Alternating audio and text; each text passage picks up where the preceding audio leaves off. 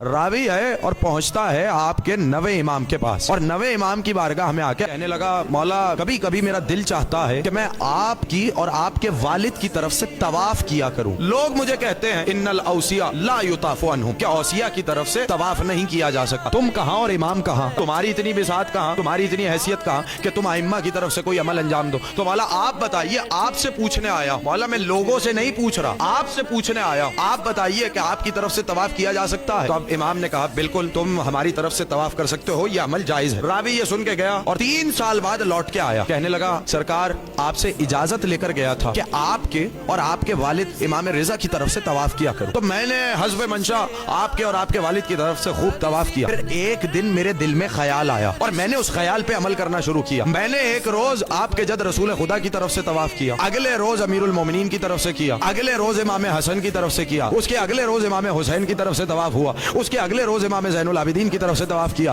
اگلے روز امام باقر کی طرف سے کیا، اگلے روز امام صادق کی طرف سے کیا، اگلے روز امام کاظم کی طرف سے کیا، اس کے اگلے روز آپ کے والد امام علی رضا کی طرف سے کیا، اور پھر 10ویں روز آپ کی طرف سے طواف کیا۔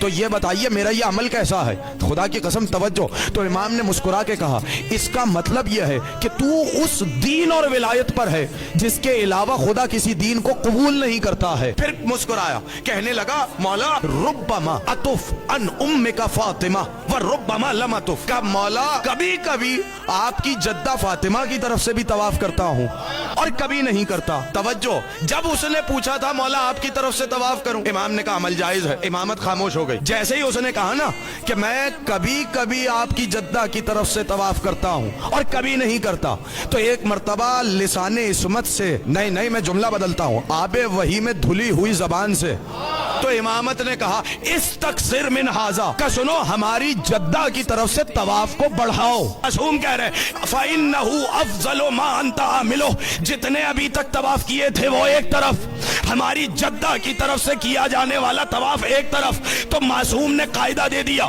جو عمل امام کی طرف سے ہو وہ اور ہے، جو عمل سیدہ کے لیے ہو وہ اور ہے۔